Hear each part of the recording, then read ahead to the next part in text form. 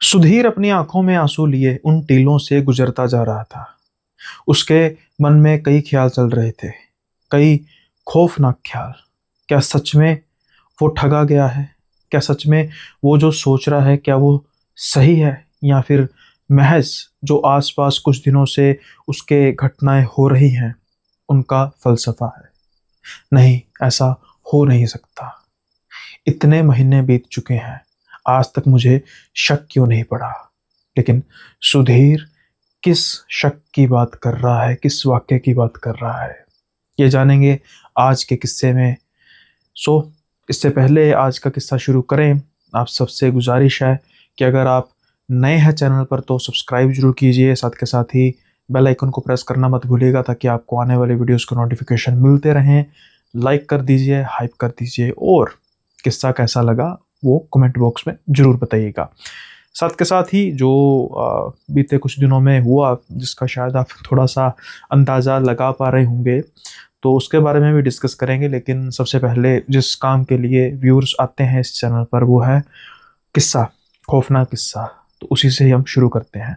आज का किस्सा सुधीर का किस्सा है। किस्सा थोड़ा सा पुराना है, वक्त तब का था जब बहुत ज़्यादा, खास तौर पर राजस्थान के गांव में बैकवर्डनेस तो बहुत ज़्यादा थी, और किसी के पास जो व्हीकल थे वो भी इक्का दुक्का ही होते थे। ज़्यादातर लोगों की जो सवारी होती थी वो साइकिल होती थी। खेती करने के लिए अगर उस इलाके में उपजाऊ ज़मीन है तो बस वही एक आमदन का जरिया था, या फिर गाँव में छोटी छोटी दुकानें। ऐसा ही हाल सुधीर का भी था। सुधीर के पिता बचपन में ही गुजर चुके थे। अब रह रह के उस घर में सुधीर की माँ और सुधीर ही थे। सुधीर हालांकि एक छोटी सी जमीन पर सिंचाई करता था। घर का गुजारा मुश्किल से ही सही, लेकिन हो जाता था।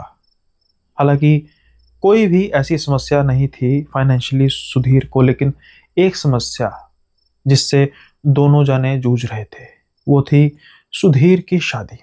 सुधीर की उम्र तकरीबन 30-31 बरस हो चुकी थी।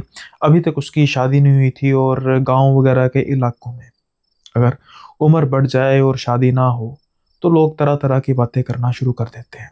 हालांकि सुधीर के कुछ गिने चुने रिश्तेदार, गांव के कुछ लोगों ने रिश्ते दिखाए, लेकिन जब भी सुधीर के सामने वो रिश्ता लेकर आया जाता, सुधीर को ऐसा महसूस होता था कि शायद उसका मजाक उड़ाया जा रहा है। क्योंकि सुधीर हालांकि किसी को मजाक की भावना से नहीं, लेकिन ऐसा महसूस होता था सुधीर को कि शायद जो रिश्ता है जानबूझकर इस तरीके का लेकर आया जा रहा है कि मेरा मजाक बने। ज़ाहिरी तौर पर जितने भी रिश्ते आते थे सुधीर को पसंद नहीं आते थे। अब कहीं न कहीं सुधीर की माँ भी थक चुकी थी। वो भी कह रही थी कि बेटा, अरे थोड़ी बहुत कमी तो रहेगी, अब तेरी उम्र भी हो रही है, 31 बरस के आसपास तो हो चुका है। अगर थोड़ी बहुत ही कमी भी झेलनी पड़े तो झेल लेंगे, लेकिन अब कोई रिश्ता आएगा थोड़ा बहुत भी ठीक लगे तो थोड़ा बहुत देख लेना, ना मत कर देना, बिल्कुल सीधे ही सोचने विचारने का टाइम ले लेना। सुधीर, अब उसको तो कोई शादी का बहुत ज़्यादा इतना था नहीं, लेकिन समस्या ये थी कि उसकी माँ जो दिन ब दिन बीमार होती जा रही थी, और सुधीर के लिए दोनों चीज़ों को मैनेज करना काफ़ी डिफ़िकल्ट हो चुका था। यानी कि वो खेत में जाए और घर का भी सँभाले, ये दोनों चीज़ें उससे मैनेज हो नहीं रही थी। इसलिए सुधीर बहुत ज़्यादा बड़ी दिक्कत में था। अब कई बार किस्मत ऐसे पलटा खाती है, हम कई बार सोचते नहीं हैं, करने हम कुछ जाते हैं, हो कुछ और जाता है। तो सुधीर के साथ भी कुछ ऐसा ही होने वाला था। एक दिन सुधीर अपनी जमीन से वापस आ रहा था खेती करके, तो उसको दो औरतों के बात करने की आवाज़ सुनाई पड़ती है। एक औरत की आवाज़ तो बिल्कुल जानी पहचानी थी, जो ज़ाहिरी तौर पर सुधीर की माँ थी। लेकिन एक औरत और जिसकी आवाज़ से ही पता लग रहा था बिना देखे ही कि वो किसी कोई बुजुर्ग महिला है। जब सुधीर रूम में अंदर आता है तो वो पाता है कि एक बुजुर्ग महिला जिसने ट्रेडिशनल राजस्थानी परिधान पहना हुआ है, वो इनकी माँ से बात कर रही है, और इनकी माँ काफ़ी खुश दिखाई दे रही है। अब सुधीर को अंदाज़ा तो लग ही रहा था कि शायद हो सकता है कोई रिश्ते वगैरह की बात हो। सुधीर उनको प्रणाम करता है, और उसके बाद उनकी माँ सुधीर की कहती है कि बेटा ज़रा पास में ही बैठ जा। तो सुधीर पास में ही बैठ जाते हैं। अब इनकी माँ कहने लगती हैं कि ये नाम उनका लेकर कि ये रत्ना देवी है, कि ये फला फला गांव से ही है, जो गांव से कुछ दूरी पर था। तो ये दरअसल अपनी पोती का रिश्ता लेकर आई हैं। अब जब सुधीर सुनता है तो पहले तो खुश होता है कि चलो रिश्ता आया, लेकिन फिर वही बातें कि भाई लड़की कैसी होगी, क्या कुछ कमी पेशी, जो भी दिमाग में उसके पहले बातें आने लग पड़ती हैं। सो सुमित उनकी तरफ देखता है और रत्ना देवी जो दादी थी वो उनकी तरफ देख के कहती है, देख बेटा, अब तू तो जानत ही है कि जब गांव में बच्चियों की उम्र कुछ बढ़ने लग पड़े तो फिर दिक्कत परेशानी होने लग पड़ती है। अब मैं भी गांव के तानों से तंग आ चुकी हूँ। बिटिया तो मानती नहीं है, लेकिन मैं तो ठान कर आई हूँ कि अगर बात जमती है तो मैं तेरा रिश्ता पक्का कर दूंगी। अब जब सुधीर सुनते हैं कि भाई उम्र, तो फिर इनको लगता है कि भाई ज़्यादा बड़ी उम्र की लड़की, वही जो उनके मन में डर था, शक था, वही हुआ। लेकिन अभी ये सोच ही रहे थे तो वो कहती हैं कि लड़की की उम्र 28 वर्ष है। अब थी तो वैसे 28 वर्ष की उम्र में गांव में देहातों में 20-22 वर्ष और उससे भी कम की आयु में, खासतौर पर राजस्थान के इलाकों में तो बाल विवाह तो काफ़ी प्रचलित रहा है। तो उस हिसाब से तो ये उम्र बहुत ज़्यादा बनती है किसी लड़की के लिए भी शादी करने की। तो सुधीर पहले तो सोचता है कि ठीक है भाई, इतना भी कोई ज़्यादा नहीं है, कम से कम मुझसे तो छोटी है ना। लेकिन अब लड़की का रूप रंग किस तरीके की दिखती है, तो उनकी जो दादी थी एक ब्लैक एंड वाइट फोटो लेकर आई थी। और जो फोटो थी देखने में लड़की काफ़ी सुंदर, यानी कि जितना सुधीर एक्सपेक्ट कर रहा था उससे कई गुना सुंदर थी फोटो में लड़की। अब जब सुधीर देखता है फोटो को तो वो अपनी मुस्कान को छुपा नहीं पाता, और उसकी मुस्कान उसकी माँ भली भांति पहचान जाती है, देख जाती है। उनको लगता है कि हाँ, शायद कहीं ना कहीं फोटो के तौर पर तो बच्चे को लड़की पसंद आ गई है। खैर बाकी सब पूछा जाता है कि क्या है, तो उनकी दादी सीधे तौर पर कह देती है कि देखो बेटा, मैं किसी भी तरीके से आपको कुछ भी किसी भी गलत फहमी में नहीं रखना चाहती। ये जो पोती है मेरी सगी पोती नहीं है। हमारे गांव के पास ही एक छोटा सा जंगल है। मेरे बेटे को ये वहीं पर रोती हुई मिली थी, बहुत छोटी थी, जैसे किसी 2 या 3 महीने की बच्ची को छोड़कर चला गया। मेरे बेटा, उसने इसको पाला, बहू ने इसको पाला, लेकिन आज से कुछ साल पहले एक दुर्घटना में उनकी मृत्यु हो गई। फिर उससे मैं तब से इसको मैं ही पाल रही हूँ। थोड़ी जिद्दी है, शादी के लिए मानती नहीं थी, बड़ी मुश्किल से इसको मैंने मनाया है। अब अंधा क्या चाहे दो आंखें। अब इनको कोई इस बात से इतना लेना देना नहीं था कि क्या वंश होगा, क्या जात होगी। इनको बस लड़की सुधीर को पसंद आ चुकी थी, माँ ने पहले ही फोटो देख ली थी। तो फिर तय पाया जाता है कि ठीक है, आप इस बार को कुछ दिनों बाद यानी कि आइए, लड़की को साथ लेकर आइए, हम एक बार देख लेंगे, लड़की भी पसंद कर ले, लड़का भी पसंद कर ले, और अगर बात जम गई तो फिर शादी की जो तिथि है उसको निर्धारित कर लेंगे। अब कुछ दिन बीतते हैं और कुछ दिनों बाद जो वो दादी अम्मा है रत्ना देवी अपनी बेटी मीनाक्षी के साथ, यानी पोती मीनाक्षी के साथ गांव में आती है। गांव में इनके घर आती हैं, और जब घर में आती हैं तो सुधीर देखता है तो देखता ही रह जाता है, क्योंकि फोटो में जो उसने चेहरा देखा था इससे कहीं ज्यादा सुंदर मीनाक्षी लग रही थी। मृदुभाषी, मृगनयनी, कई जो भी एक किसी लड़की की सुंदरता में कसीदे पढ़े जा सकते हैं, मन ही मन में सुधीर उन कसीदों को पढ़े जा रहा था। अब लड़का लड़की, हालांकि ये समा थोड़ा सा पुराना था, मतलब पुराना इतना भी नहीं, बात है कुछ 1995-96 के आसपास की, और उस समय तो भाई ये चलन नहीं था। लेकिन अब ज़्यादा लोग, खास तौर पे मर्दों में ये ईगो होती है, लेकिन अब यहाँ पर जो बड़े थे वो स्त्रियां थी, तो स्त्रियां एक जो औरतें होती हैं वो मनोदशा जान सकती हैं कि एक जो लड़की है, शायद उनके समय में उनको वो मौका ना मिला हो अपने होने वाले पति के बारे में जानने का, कम से कम हम तो दे दें। सो कुछ समय बैठते हैं तो कुछ ही समय की मीटिंग में इनको ये ज्ञात हो जाता है कि मीनाक्षी मेरा परफेक्ट मैच है, और इस घर में ही, ना ही सिर्फ वो मेरे लिए, यानी कि इस घर में भी मेरी माँ के लिए भी वो एक बिल्कुल जिसे कहते हैं कि एक एक आइडल बहू के तौर पर वो पेश आएगी। अब सारी बात पक्की हो जाती है। गांव के कुछ जो लोग थे जानने पहचानने वाले इनके अच्छे, उनको बुलाया जाता है। सबकी मौजूदगी में तय पाया जाता है कि रिश्ता अब इन दोनों का पक्का हो चुका है, और एक तारीख निर्धारित कर ली जाती है कि इस तारीख में इनकी शादी हो गई। लेकिन सुधीर सुधीर उस समय जब मीनाक्षी को देखता है, उसकी दिल नहीं उसका भरता। अब ना व्हाट्सएप का जमाना था, ना वीडियो कॉल का, किसी भी फ़ोन का तो छोड़ ही दो कि मतलब उस समय भी घरों में फ़ोन हो, लैंडलाइन भी, गाँव में ख़ास तौर पर। तो सुधीर का दिल मचलता रहता था क्योंकि जो शादी की तिथि थी वो तकरीबन 2 महीने के बाद की थी। सुधीर बहुत ज़्यादा इस चीज़ को लेकर रहता था कि वो मिलना चाहता है, मीनाक्षी को देखना चाहता है। अब एक दिन वो डिसाइड करता है, इनकी जो माँ थी वो अपने किसी रिश्तेदार के घर गई थी, तो सुधीर एक बहाना बनाता है और वो सोचता है कि वो उस घर में जाएगा, यानी कि किसी न किसी बहाने से उस गाँव में एटलीस्ट जाएगा। तो सुधीर उस गाँव की तरफ चलने लग पड़ता है। ये गाँव काफ़ी दूर था और रास्ते में कुछ देर तक जब सुधीर साइकिल चलाकर जाता है, तब तक तो कोई समस्या नहीं आती, लेकिन जैसे-जैसे गाँव पास आता जा रहा था, तो कुछ लोग उसको हाथ दे रहे थे, जैसे मानो किसी ने लिफ्ट लेनी हो। लेकिन जब एक आदमी के सामने सुधीर साइकिल रोकता है, तो वो पूछता है कि आप इन टीलों से किस तरफ जा रहे हो? वो उस गाँव का नाम लेता है और कहता है कि आप वापस कब आओगे या वहाँ रहोगे? तो सुधीर कहता है कि मैं तो वापस आऊँगा, पर आप ये क्यों पूछ रहे हो? वो कहता है कि देखो भैया, आप शायद इस इलाके को जानते नहीं हो। इस इलाके में इन टीलों में एक चुड़ैल घूमती है और वो ख़ास तौर पर मर्दों को अपना शिकार बनाती है। तो अगर कहीं पर जा रहे हो तो रात को भैया वहीं पर रहना, नहीं तो वापस आओगे तो फिर उसका शिकार हो जाओगे। ये सुनकर सुधीर को मानो हँसी ही आ जाती है, क्योंकि सुधीर बचपन से ही चुड़ैलों की, भूतों की कहानियों को तो सुनता था, लेकिन उन पर कोई ख़ासा यकीन करता नहीं था।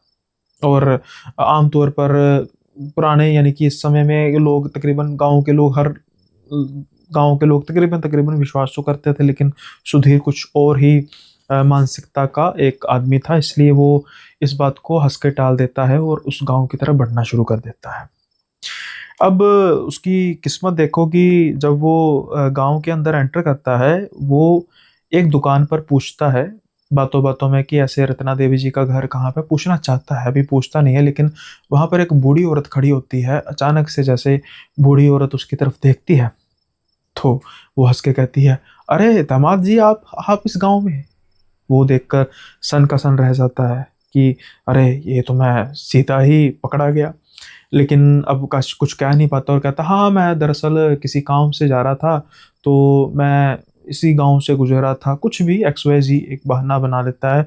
अब रत्ना देवी कहती हैं कि आप इतनी दूर से आए हैं, तो हम आपको बिना सेवा के तो जाने नहीं देंगे, तो आइए सेवा करते हैं आपकी। अब सुधीर तो यही चाहता था अंदर से, लेकिन बाहर अभी कुछ शो कर नहीं सकता था, लेकिन इसलिए वो ना-नुकुर करना शुरू कर देता है।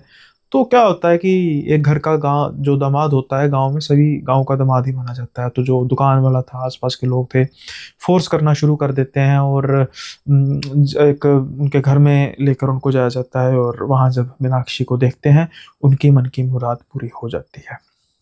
कुछ समय चाय-पानी वगैरह पीने के बाद अब शाम होने को थी और सुधीर कहते हैं कि अब मैं वापस जाऊँगा। जैसे ही ये वापस जाने की बात करते हैं, तो रत्ना देवी कहती है, नहीं, वापस नहीं जाना आपने। क्यों क्यों क्यों क्या क्या हुआ? अरे यहाँ पर रास्ते में जो टीले आते हैं ना, वहाँ पर कुछ ठीक नहीं है, कहते हैं वहाँ पर कुछ चुड़ैलें घूमती हैं, तो वो शिकार बनाती हैं, ख़ास तौर पर मर्दों को। अब सुधीर दूसरी बार जब ये बात सुनता है, तो फिर हँसने लग पड़ता है और कहता है, क्या दादी, आप भी क्या बात कर रही हैं? और वैसे भी मुझे बहुत ज़रूरी काम से घर वापस जाना है, कुछ किसी से मिलना है, अगर मैं ना मिल पाया तो मेरे लिए दिक्कत हो जाएगी। सो मेरी विनती है कि आप प्लीज़, मैं जाऊँगा, मतलब जैसे मर्ज़ी करके। काफ़ी समझाने के बावजूद सुधीर मानता नहीं है, तो फिर कुछ समय बाद जो उनकी दादी है, वो एक काला धागा लेकर आती हैं और उनकी कलाई पर बाँध देती हैं। कहती हैं कि जा बेटा, ये रक्षा करेगा, हाँ, लेकिन एक बात का ध्यान ज़रूर रखना, अगर तुझे कोई वहाँ से टीलों से आवाज़ें आएँगी, तूने उस तरफ देखना नहीं है, उस तरफ ध्यान नहीं देना, उस तरफ जाना नहीं है, सीधा अपने घर की तरफ ही बढ़ना है। अब अ, सुधीर कहता, चलो ठीक है भई, मेरा जो काम था वो तो पूरा हो चुका है। जो मेरा मेन मिशन था वो अकम्प्लिश्ड हो चुका है। अब चल पड़ते हैं सुधीर अपने घर की ओर। जब वो टीलों तक पहुँचते हैं, घना अंधेरा छा चुका था। कोई भी, ना सिर्फ़ इंसान बल्कि कोई जानवर, कोई पक्षी तक, किसी की आवाज़ नहीं आ रही थी, बिल्कुल सन्नाटा था। लेकिन उसी सन्नाटे को चीरती हुई एक आवाज़ जब सुनाई देती है सुधीर को, तो मानो सुधीर अंदर तक हिल जाता है। हालाँकि वो मधुर आवाज़ कुछ गुनगुनाने की थी, लेकिन इतनी देर रात को गाँव से औरतें बाहर नहीं निकलती और ये तो थे टीले, जहाँ कोई भी गाँव दूर-दूर तक नहीं था। था तो सिर्फ सुधीर और उसका टूटा हुआ साइकिल। लेकिन उसको उसी समय बात याद आ जाती है दादी की। वो आवाज़ अब धीरे धीरे सुधीर के पास आती जा रही थी। जैसे जैसे वो आवाज़ सुधीर के पास आती जा रही थी, सुधीर के साइकिल के चलाने की रफ्तार बढ़ती जा रही थी और वो आवाज़ जो मधुर थी वो खूंखार होती जा रही थी। लेकिन शायद जो दादी ने काला धागा दिया था वो काम कर चुका था और कुछ समय बाद वो उस इलाके से जहाँ पर यह माना जाता था कि ऐसी कुछ चीज़ें होती हैं, वो निकल जाता है और अपने घर पहुंच जाता है। अब वो जरूरी नहीं समझता कि इस बारे में अपनी माँ से या किसी से भी बात करे, क्योंकि उसको डांट पड़नी थी। अब तो बस सुधीर को इंतजार था शादी होने का, मीनाक्षी के साथ उसकी शादी होने का। उसके दिन महीनों की तरह कट रहे थे, लेकिन आखिर में फिर वो तारीख आ जाती है जब सुधीर की शादी हो जाती है मीनाक्षी के साथ। सुधीर बेहद खुश, मीनाक्षी भी खुश, क्योंकि उसकी उम्र भी बीती जा रही थी, और सबसे खुश दादी माँ और सुधीर की माँ। अब जो सोचा था सुधीर ने मीनाक्षी के बारे में, मीनाक्षी तो उससे कहीं ज्यादा निकली। यानी कहने का मतलब कि जो एक्सपेक्टेशन एक होती है उससे कहीं ज्यादा। मीनाक्षी सुधीर की माँ का बहुत ध्यान रखती थी, इसके अलावा सुधीर का बहुत ख्याल रखती थी। और जो सुधीर को सबसे अच्छी चीज़ लगती थी वो ये थी कि मीनाक्षी का खाना इतना ज़्यादा स्वादिष्ट होता था कि मानो जैसे उसमें कोई जादू हो। ना ही सिर्फ वो स्वादिष्ट होता था, मानो खाने के बाद सुधीर और उसकी माँ को ऐसे नींद आ जाती थी जैसे वो कई सदियों से सोए नहीं है। पिछले कुछ सालों से सुधीर की माँ को नींद ना आने की समस्या थी। रात को वो उठ जाती थी, भटकती रहती थी, लेकिन जब से मीनाक्षी के हाथों का खाना खाना शुरू किया था तब से तो मानो जैसे वो बेहोश ही हो जाती थी। ना सिर्फ उनकी माँ सुधीर की, बल्कि सुधीर भी। सुधीर शुरू शुरू में ये चीज़ बिल्कुल नोट नहीं करता। उसको एक अच्छी पत्नी मिल चुकी थी, उसकी माँ को एक अच्छी बहू मिल चुकी थी, घर के सारे काम करना। उसकी माँ जो बीमार थी, धीरे धीरे उसकी सेहत में भी अच्छा खासा सुधार आने लग पड़ा था। मानो जैसे दूसरा जीवन ही मिलने वाला था, उनको यह मिल चुका था। अब सुधीर बेहद खुश था, अपनी ज़मीन में जाता, उसके बाद फिर घर पे आ जाता, उसकी पत्नी उसका इंतज़ार करती। खाना खाने के बाद तो मानो जैसे सुधीर एक तरह का मृत ही हो जाता सुबह तक के लिए। ऐसे ही कुछ महीने बीतते हैं और एक बार एक व्यापारी आता है और सुधीर का जो होता है गेहूं वगैरह या जो भी उसकी फसल थी उसको डायरेक्ट परचेज करता है। उसको सुधीर ना काफ़ी ऑर्गेनाइज्ड पर्सन लगता है। वो सुधीर को एक ऑफर देता है कि कुछ दिन मंडी में मेरा काम है, जो मंडी इनके यानी कि जो मीनाक्षी के गांव को पार करके थी, और तुम सुबह आके शाम को जा सकते हो। फसल तो तुम्हारी कट ही चुकी है, अभी तुम्हारे पास कोई खास काम होगा नहीं, और इसी से तुम्हें काम भी मिल जाएगा और मेरा काम भी हल हो जाएगा। सुधीर मना नहीं कर पाता क्योंकि उसको ऑफर ठीक लगती है। इसलिए अब सुधीर इस बात के लिए राजी हो जाता है। लेकिन फिर सुधीर को याद आता है उस रात का मंजर, कि उस रात को क्या हुआ था। इसलिए ये सोच के सुधीर ये डिसाइड करता है कि मैं जितनी जल्दी हो सके दिन के समय में ही वापस आ जाया करूँगा, मैं रात नहीं होने दूंगा। पहले 2-4 दिन तो बिल्कुल ठीक होते हैं, लेकिन एक बार सुधीर थोड़ा सा लेट हो जाता है और उसको रात हो जाती है। अब जब वो टीलों से गुजर रहा था, फिर से उसको वही मधुर आवाज सुनाई देती है। लेकिन इस बार उसकी किस्मत शायद अच्छी नहीं थी। सुधीर गलती से मुड़कर देख लेता है। जैसे ही देखता है, उसको बड़ी तेजी से सड़क के पीछे से भागती हुई एक औरत लाल कपड़ों में, दुल्हन जैसे कपड़ों में भागती हुई दिखाई दे रही थी। उसकी तरफ आवाज उसी से आ रही थी, लेकिन जैसे जैसे वो पास आ रही थी, उसका भयानक चेहरा सुधीर को अंदर तक हिला देने के लिए काफी था। अब सुधीर बस भगाता है, साइकिल भगाता है।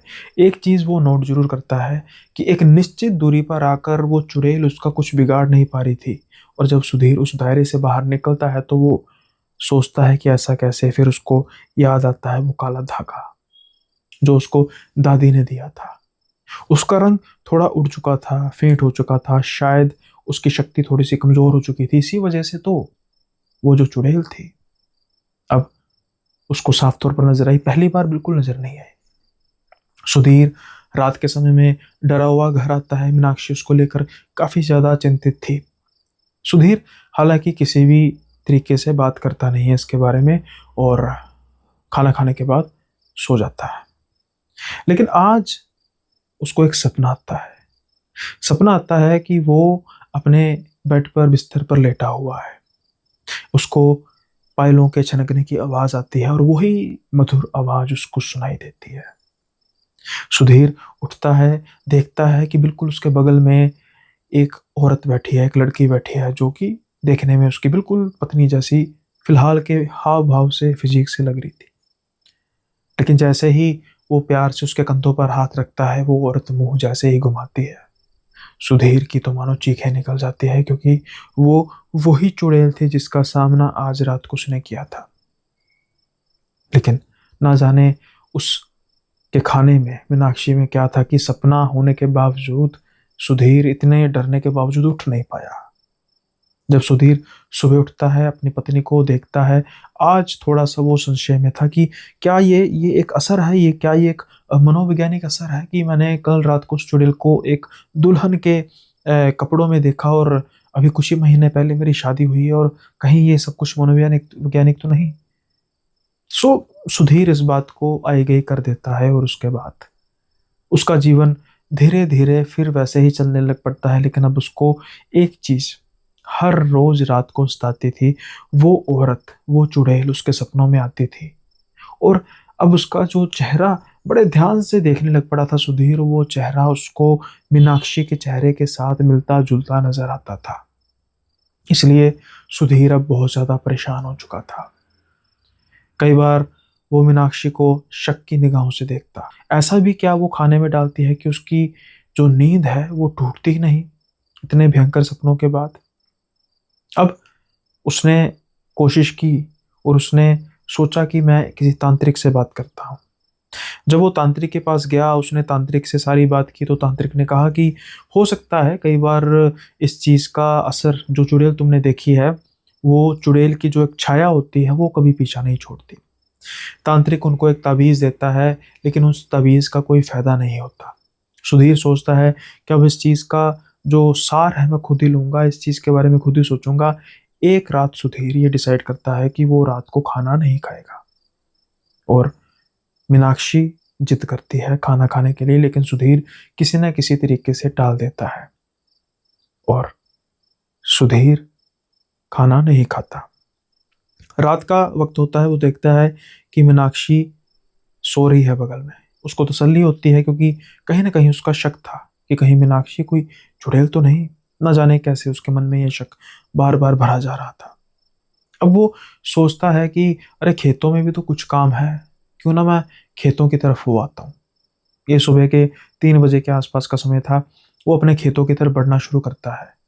अब वो जब अपना साइकिल लगाता है साइड पर, कुछ कदम आगे चलता है, अचानक से उसका पाँव डगमगाता है और वो पेड़ के पास गिरता है। पेड़ का तना लगने से उसके थोड़ी सी चोट लग जाती है सर पर। अब जैसे ही वो सर ऊपर करता है, उसको सुनाई देती है एक आवाज, मधुर, जानी पहचानी। लेकिन वो आवाज तो कई किलोमीटर दूर उन टीलों में उसको सुनाई दी थी। आज उसके खेतों में कैसे सुनाई देती है उसको आवाज? वो देखता है लाल रंग के कपड़ों में एक चुड़ैल उसकी तरफ बढ़ती आ रही है। अब जिसका चेहरा मीनाक्षी के चेहरे की जैसे लग रहा था, और वो बड़े गुस्से में कहती है, कहा था ना खाना खा लो। बस सुधीर की एक चीख निकलती है और वो बेहोश हो जाता है। सुबह उसके आसपास लोग थे, उसको उठाने की कोशिश कर रहे थे। सुधीर डर के उठता है तो उसको तसल्ली देते हैं, अरे भैया कुछ नहीं, थोड़ी सी चोट लगी है। मीनाक्षी रोती रोती उसको आते हुए दिख रही थी, शायद किसी ने इत्तला कर दी होगी।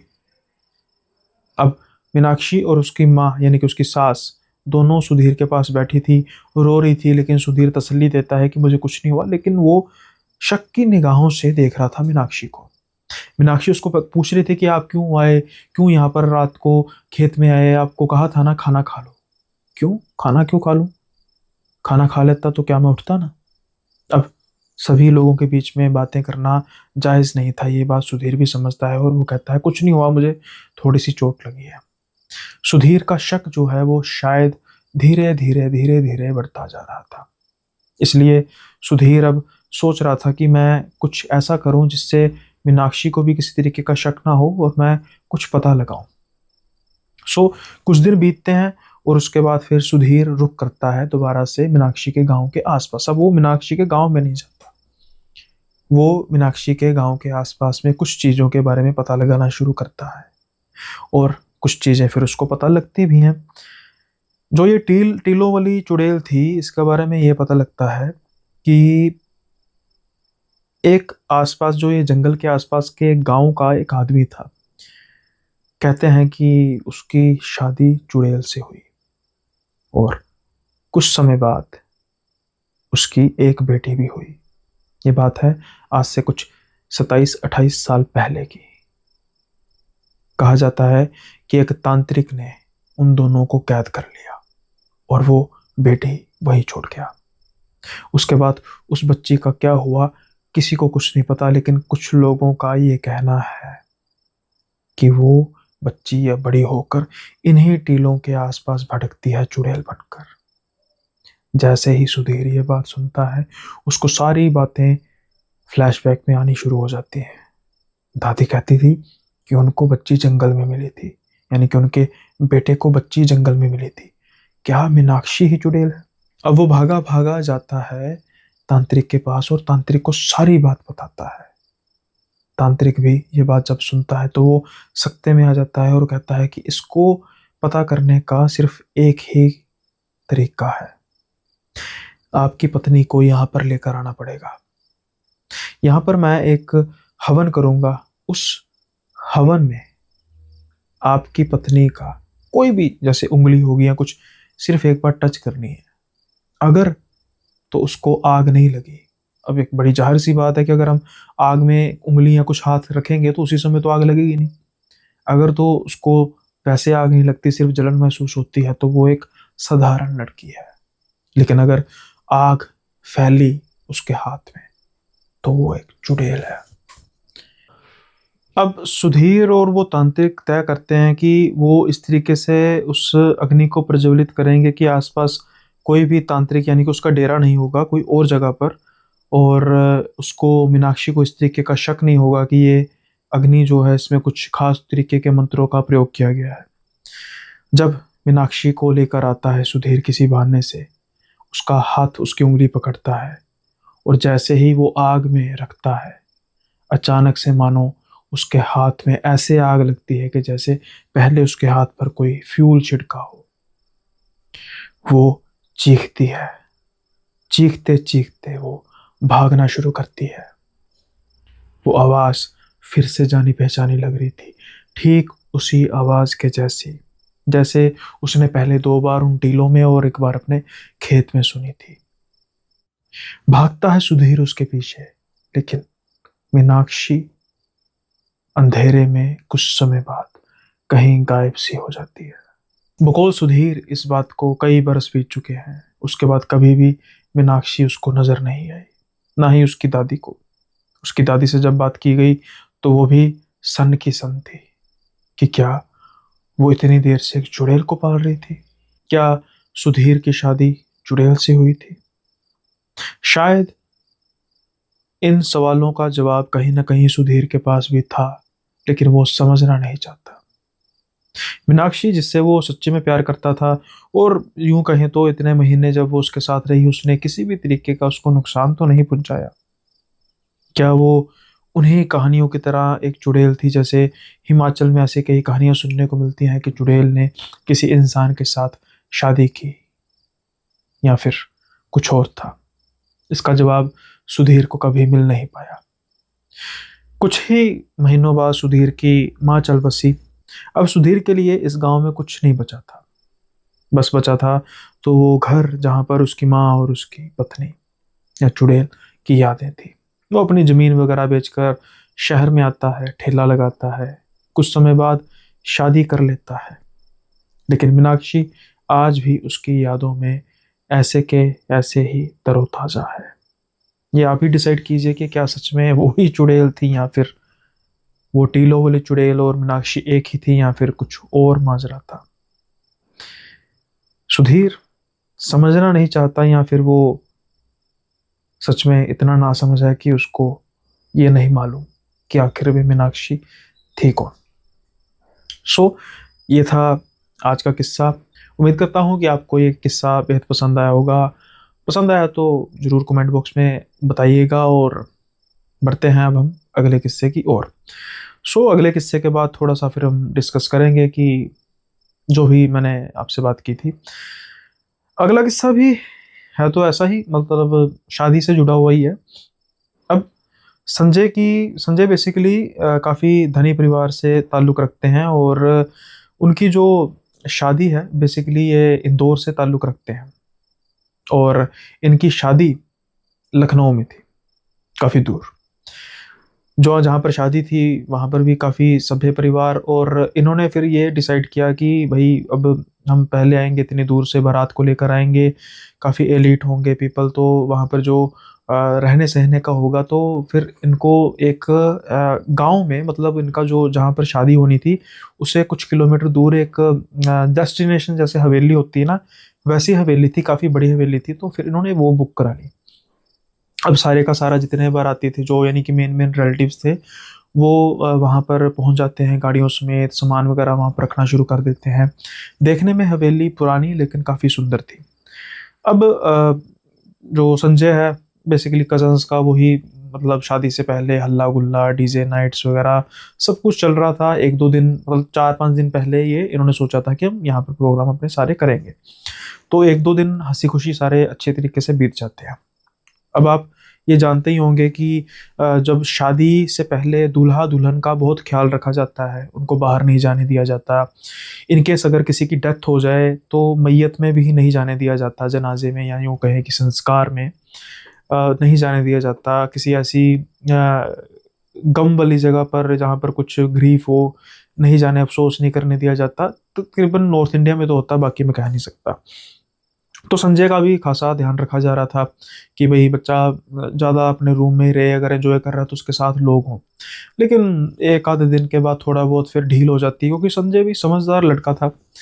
अब संजय को थी स्मोकिंग की आदत। पिछले एक दो दिन से वो अच्छे तरीके से स्मोक कर नहीं सका था। जैसे तैसे करके उसने अपने एक कज़न को कहा कि भाई सिगरेट ला के दे, मैं छत पर जल्दी से सिगरेट पी आता हूँ, किसी को पता नहीं लगेगा। अब ये समय हो चला था कि अंधेरा छा चुका था, और इसी अंधेरे का फायदा संजय उठाना चाहता था। कुछ समय बाद एक बहुत तेज आवाज आती है, कुछ चीखों की आवाज आती है, और एक बहुत तेज आवाज आती है। अब जैसे ही सभी भाग कर आते हैं तो देखते हैं कि संजय सीढ़ियों से गिरा पड़ा था। उसको काफी ज्यादा चोटें आई थी। जिस चीज का डर था वही हो चुका था। आनन फानन में एम्बुलेंस को बुलाया जाता है, और जल्दी से संजय को हॉस्पिटल लेकर जाया जाता है। वहां जाकर मालूम पड़ता है कि संजय की पसलियों में काफ़ी ज़्यादा चोटें आई हैं, फ्रैक्चर आए हैं, इंटरनल ब्लीडिंग हुई है, कंधे पे चोट लगी है, सर पे चोट लगी है। दूसरे शब्दों में कि अगले 2-3 दिन में जो शादी थी वो तो होना इम्पॉसिबल थी, इसलिए शादी को पोस्टपोन कर दिया जाता है। लेकिन आखिर संजय बिल्कुल ठीक ठाक जब सीढ़ियों की तरफ जाता है, ऐसा भी क्या हो जाता है कि वो ऐसे धड़ाम नीचे गिरता है। ये तो तभी पता लगना था जब संजय ठीक होता। लेकिन अब जब जो रिलेटिव्स थे वो घर में आते हैं, अब ये संजय के कज़न बताते हैं कि उनके साथ क्या बात हुई वहाँ पर काम करने वाली किसी लेडी की। अब वो जो लेडी है वो कहती है, उसको एक होता ना जैसे कई बार अ, हम बात करते हैं, हमें बात से लगता है कि ये बंदा अच्छा है, इससे अगर खुल के बात की जाए। तो इनका जो कज़न था, इनके साथ वो लेडी बात करती है जो काम करने वाली थी। वो कहती थी कि अगर हम आपसे बात करूं तो आप मतलब गलत तो नहीं लेंगे, यानी कि कुछ ऐसे। कहते हैं हाँ बताइए। वो तो उनकी जैसे माँ की उम्र जैसी थी कि हाँ माँ जी बताइए क्या कहना चाहती हैं आप। वो कहती है कि जरा साइड पर अभी थोड़ा सा कोतूहल है, पैकिंग बुकिंग, मतलब सभी परेशान थे भाई। जिस काम के लिए आए थे उससे उल्टा काम ही हो चुका था, तो इसलिए सभी परेशान भी थे, शॉक्ड भी थे। कहता है कोई बात नहीं। तो ये इनको ना साइड में पार्क था, वहां पर बेंच था, वहां पर दोनों बैठे थे। अब वो जो माझी बात कहती है देखिए बात ऐसी है कि यहाँ पर ना हम पहले भी काम करने आते हैं, पर ये ना जगह ठीक नहीं थी। चलो अब जो होना था हो गया, अच्छी बात है कि लड़के की जान बच गई। लेकिन इस हवेली का ना एक इतिहास है जिसकी वजह से मैं ये बात कह रही हूँ। तो वो बुजुर्ग महिला थी, तो नेचुरली बात है, भी उसको पता तो होगा ही। अगर ये इसके आसपास रहती थी तो ये पूछते हैं जी क्या हुआ। वो कहते हैं कि देखो, यहाँ पर ना एक बड़ा धनी परिवार रहता था। तो जो लाला जी थे ना, उनकी दो बेटियां थी, एक बेटा था। अब दो बेटियों में से एक बेटी जो थी माधुरी, वो बड़ी सुंदर लड़की, और मतलब सबसे ज़्यादा लाडली भी वही थी। लेकिन क्या होता है कि माधुरी को किसी दूसरी मतलब दूसरे गांव में एक लड़के से प्यार हो जाता है।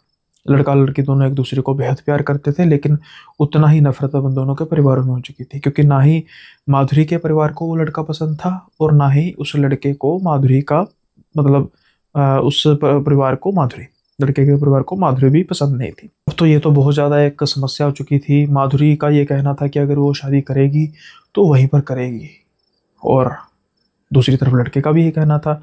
वहीं उनके परिवारों का तो बिल्कुल भी इसमें एग्रीमेंट नहीं था। लेकिन फिर क्या होता है कि बस वही जो लड़के लड़कियां गलती करते हैं, दोनों जाकर कोर्ट मैरिज कर लेते हैं। अब क्या होता है कि जो लड़के वाले हैं वो समहाउ समहाउ वो उसको एक्सेप्ट कर लेते हैं कि अब वो लड़के ने शादी कर ली है, लेकिन ये लाला जी ये नहीं करते, और ये बिल्कुल क्रॉस कर देते कि हमारी लड़की मानो है ही नहीं। होता क्या है कि जो वो लड़के वाले हैं ना, वो उस समय तो एक्सेप्ट कर लेते हैं, लेकिन शायद उनके जो परिवार में एक एक तरह का वो था, खुंदक थी उस लड़की को लेकर। वो धीरे धीरे अब उस लड़की के बारे में, माधुरी के बारे में, उस लड़के के कान भरना शुरू कर देते हैं। और कुछ एक साल के अंदर अंदर उन दोनों में इतनी अनबन हो जाती है, इतनी लड़ाई हो जाती है कि माधुरी घर आ जाती है। अब जैसा मैंने कहा कि इस घर में उसके दरवाजे बंद हो चुके थे, लेकिन माँ की ममता तो जाग ही जाती है। पिता ने तो बिल्कुल ही क्रॉस कर दिया था। फिर जैसे तैसे करके जो ऊपरली छत पर कमरा है ना, वो इसको दे दिया जाता है माधुरी को। और उसकी बिल्कुल ये था कि भाई कोई घर वाला उससे बात नहीं करेगा, इसी शर्त पर माधुरी को कमरा दिया गया था उसके पिताजी द्वारा, माँ के कहने पर।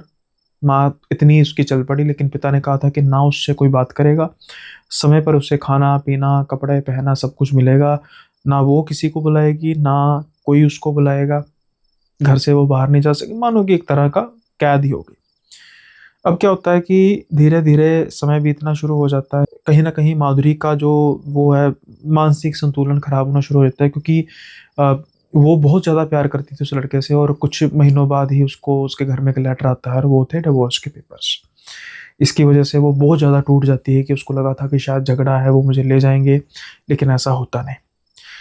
फिर क्या होता है कि एक बार इस हवेली में रात को काफ़ी ज़्यादा चीखने की आवाज़ें आती हैं। माधुरी ने खुद को आग लगा दी थी, और आग लगाने से पहले उसने शादी का जोड़ा पहना था, जो शायद उसने कोर्ट मैरिज के वक्त पहना था, अपने साथ लेकर आई थी। जब तक उसको बचाने की कोशिश की जाती, तब तक माधुरी अपनी जान दे चुकी थी, उसकी जान निकल चुकी थी। अब ये सारे परिवार के लिए भाई पिता जितना मर्जी करे, जीते जी तो वो रसवाई कर सकता है, लेकिन उसकी बच्ची मर गई, वो भी सदमा सहन नहीं कर सके, और वो भी बेहद ज़्यादा बीमार रहने लग पड़े। सारे परिवार में एक तरह की मनहूसियत छाने लग पड़ी, और धीरे धीरे फिर महसूस होने लग पड़ा कि माधुरी शारीरिक तौर पर तो यहाँ से चली गई है, लेकिन अभी भी वो है, यानी कि उसकी आत्मा है। वो जली हुई अवस्था में उनके घर वालों को नजर आती है, और कुछ ही समय में इस हवेली को खाली कर दिया गया उसके पिता के द्वारा।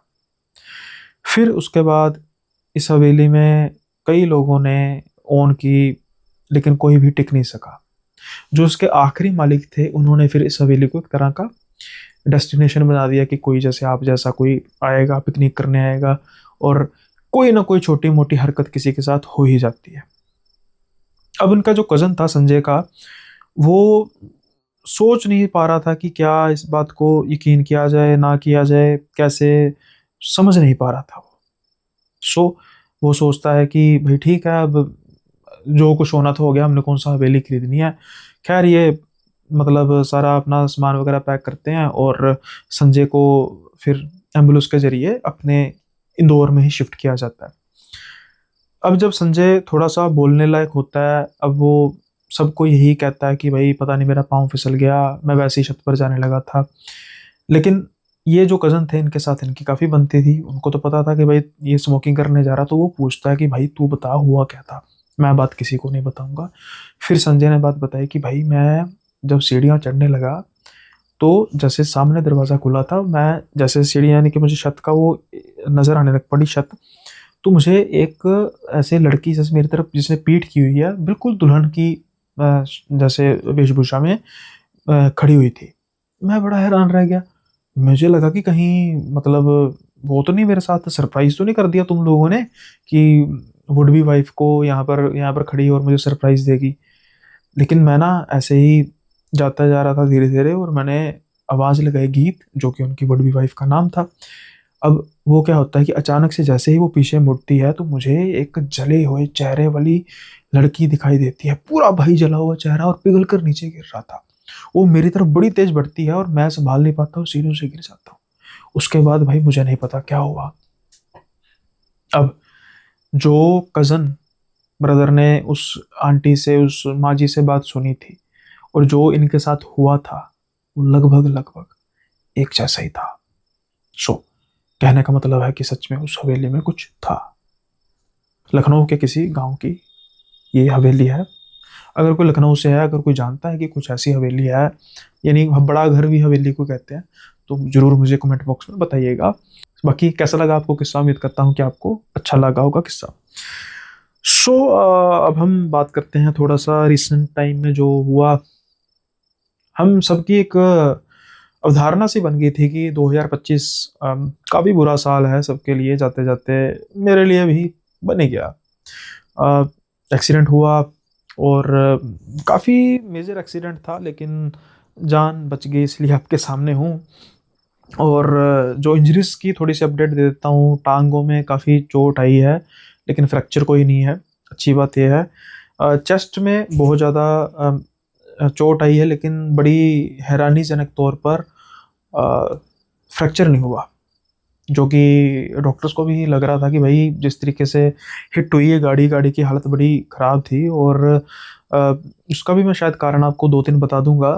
एक तो भाई सब आपकी दुआएँ हैं, आप सब इतनी दुआएँ करते हैं हमेशा मेरे लिए, वो भी बहुत मायने रखती है। दूसरा कुछ प्रिकॉशंस होते हैं जो हमें हमेशा लेने चाहिए, उसके बारे में बात करूँगा, लेकिन थोड़ा-सा अपडेट दे दूँ। ये बाजू जो है इसको खासा एक हिट लगी है और झटका काफ़ी लगा है। और जो स्पाइन है, जब एकदम लगी थी गाड़ी तो एकदम जैसे झटका लगता है वो लगा था। उसकी वजह से बॉडी पेन तो अभी वैसे भी सर्दियाँ चल रही हैं तो है ही है। चेस्ट ब्रेसर इसलिए दिया है कि चेस्ट को बिल्कुल कोशिश करनी है हिलने से रोकना है, क्योंकि जो टिश्यूज़ होते हैं चेस्ट के काफ़ी ज़्यादा वीक होते हैं, तो रिकवर नहीं हो पाते इतनी जल्दी, तो दैट्स व्हाई। लेकिन मैं अपने आप को रोक नहीं पा रहा था शूट करने से। मेरा ऐसा नहीं है कि भाई मैं आपके लिए, ये मेरी भी एक रूटीन बन चुकी है जैसे मैंने आपको बताया था। और पूरी मेरी कोशिश थी पिछले 2-3 दिन से कि मैं करूँ, लेकिन आज हिम्मत कर पा रहा हूँ। ऑल्दो अगर आपने थोड़ा-सा महसूस किया होगा तो बहुत कट लगे हैं, क्योंकि बोलते-बोलते मुझसे एकदम मतलब मेरी साँस टूट रही थी। तो बोला नहीं जा रहा था, लेकिन फिर भी इस हैसियत तक तो है कि ये शूट पूरा हो गया और कोशिश करूँगा आज 2 शूट मैं पूरे कर लूँ, क्योंकि उसके बाद फिर रेस्ट मिल जाएगी 1 आधे दिन की। बाकी हाँ, प्रिकॉशंस देखिए भाई, गाड़ी के एक्सीडेंट क्या होता है, एक तो आमने-सामने कोई एक्सीडेंट किसी गाड़ी से हो जाए, फिर तो बचने के चांसेस काफ़ी कम होते हैं, क्योंकि दोनों स्पीड में आ रही होती हैं। तो कोई भी स्पीड हो, एक्स वाई जी कोई भी स्पीड हो, ज़्यादा स्पीड होगी तो बिल्कुल ही नहीं, कम स्पीड होगी तो फिर भी कई हल्के-फुल्के चांसेस हो जाते हैं। दूसरा कई बार आपने ये देखा होगा कि गाड़ी बैरिकेड से हिट कर चुकी है, गाड़ी किसी पेड़ से हिट कर चुकी है और गाड़ी एक तरह की चकनाचूर हो चुकी है। इस चीज़ में मैं ये समझता हूँ कि भई बहुत बड़ी गलती ड्राइवर की होती है, क्योंकि गाड़ी अगर स्पीड में भई हिट करेगी। मेरी गाड़ी की स्पीड कम थी और हुआ क्या था कि जो ये रोड ब्लॉक की होती है ना, इन्होंने साइड पे एक सीमेंट के बैरिकेड्स लगाए होते हैं कि भई इस तरफ से निकलो। अब जब वो मैं मोड़ काटने लगा तो मेरी स्पीड 80, मैंने ज़िंदगी में कभी 80 से ज़्यादा गाड़ी भगाई नहीं। तो गाड़ी का एकदम से स्टीयरिंग जाम हो गया, हिला ही नहीं, और मुझे पता था कि मौत सामने है, क्योंकि भई हिट तो होना ही होना था। मैं ब्रेक मारता, या वो ऐसी जगह थी वहाँ पर बजरी बहुत थी। अगर मैं ब्रेक मारता तो एकदम से गाड़ी स्किड करनी थी और घूमते घूमते सीधा बैरिकेड से बजती, और फिर क्या पता क्या हो जाना था। तो मैंने एक पुश ब्रेक मारी ताकि स्पीड कम से कम हो सके। और बहुत, यानी कि ये सारी चीज़ आपको मैं 10-12 सेकंड में बता रहा हूँ, लेकिन ये विद इन सेकेंड का थॉट था कि मुझे जो कुछ करना था। जितनी स्पीड कम हो सकी हुई, और एकदम से गाड़ी टकरा गई बिल्कुल सामने जाके। तो एक तो मेरी सीट बेल्ट मैंने डालकर रखी थी, जिसकी वजह से बहुत ज़्यादा बचाव हो गया। अगर सीट बेल्ट ना डालता, ऊपर की तरफ सर उछलता, टकराता, गर्दन टेढ़ी हो जाती, टूट जाती, सीधी सी बात है। और यानी कि स्पीड में बचने के चांसेस नहीं थे। और अगर लेट्स से गाड़ी की स्पीड 120 130 होती, तो कम होते भी 80-100 तक आनी थी, और उस पॉइंट पर भी गाड़ी बहुत ज़्यादा तेज हिट लगनी थी। तो ये मेरी आपसे गुजारिश है कि भाई, एक तो वैसे भी धुंध वगैरह, चलो मैं ये नहीं कहता, मैंने जीरो विजिबिलिटी में बहुत गाड़ी चलाई है, अब जहाँ पर कहीं किसी को इंसान को जाना जाना ही है, लेकिन प्लीज़ स्पीड कम रखिए। और सीट बेल्ट, मेरी जैसे आदत है कि जब मैंने गाड़ी गैरेज में लगानी होती है, यानी गाड़ी जब रुकती है, तब मेरी सीट बेल्ट उतारती है। और ये मेरी एक तरह की ना आदत है। अब कई बार मेरे नॉन ड्राइविंग सीट पर मेरे कोई बैठता है ना, तो मैं जब स्टार्ट मतलब चलाने लगता हूँ गाड़ी, तो हमेशा कहता हूँ भाई सीट बेल्ट। तो यार क्या सीट बेल्ट यार, मैं भाई सीट बेल्ट के बिना मैं गाड़ी नहीं चलाऊंगा। तो यही आदत मेरी भी है। अभी मुझे उससे पहले किसी का फ़ोन आया था, तो मैंने सीट बेल्ट उतार ली थी। तो जब मैंने गाड़ी स्टार्ट मतलब चलाने लगा, तो फिर मैंने उसी समय डाल लिया। ऐसा नहीं किया कि भाई चलो मैं चलती गाड़ी में सीट बेल्ट लगा दूंगा। अगर ये सोचता तो शायद आपके बीच में ना होता। तो भाई प्लीज़ आप इन चीज़ों का ज़रूर प्रिकॉशन रखा कीजिए। आपकी ही जान की सलामती होती है। अगर ऐसे एक्सीडेंट में जहाँ पर सीट बेल्ट या कम स्पीड किसी की जान बचा सकती है, तो मैं एक जीती जागती एग्जांपल हूँ। ये चीज़ें तो ठीक हो जाएंगी, जान कहीं वापस नहीं आती। तो आपकी वेल विशेस थी, सबने सबने बहुत ज़्यादा, जिनको पता लगा मैसेज डीएम्स भी आए, और सबने दुआएं भी की, और उसी की वजह से बच पा रहा हूँ। और आप ये भी दुआएं कीजिए कि जो समस्याएं ज़िंदगी में चल रही हैं, वो भी धीरे धीरे मेरी कम हो जाएं। ख़त्म होने की मैं बात नहीं करता, क्योंकि अगर वो ख़त्म हो जाएंगी तो फिर जीवन जीने का कोई मज़ा रहता भी नहीं है। दोनों साथ में चलनी चाहिए। ये मैं अपने व्यूअर्स को इस चीज़ की अपडेट देना चाहता था। फ़िलहाल के लिए मेरी कोशिश है कि मैं रेगुलर शूट ही करूँगा। अगर बहुत ज़्यादा कोई दिक्कत होगी, परेशानी होगी, तो जो कई कह रहे थे भाई री अपलोड आप कर रहे हो, बेसिकली वो री अपलोड नहीं है, वो भी यूट्यूब का एक फ़ीचर है, जो यूट्यूब की तरफ से मुझे काफ़ी मेल्स वगैरह भी काफ़ी देर से आ रही थी कि आप क्लिप क्रिएट कीजिए। उसका भी आपको मैं एक बता देता हूँ कि वो ऐसा नहीं है कि मैं कर नहीं पा रहा था तो मैंने इसलिए वो क्रिएट किया।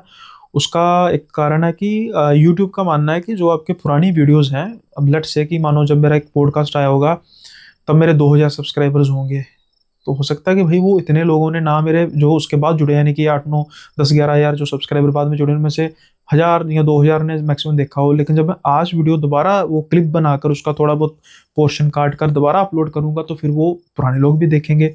तो ये एक यूट्यूब का फीचर है। और देखिए ना, परमात्मा हर एक चीज़ पहले से ही निर्धारित कर लेता है। 29th को मेरा एक्सीडेंट हुआ, 28th तक मेरे रेगुलर एपिसोड्स आ रहे थे।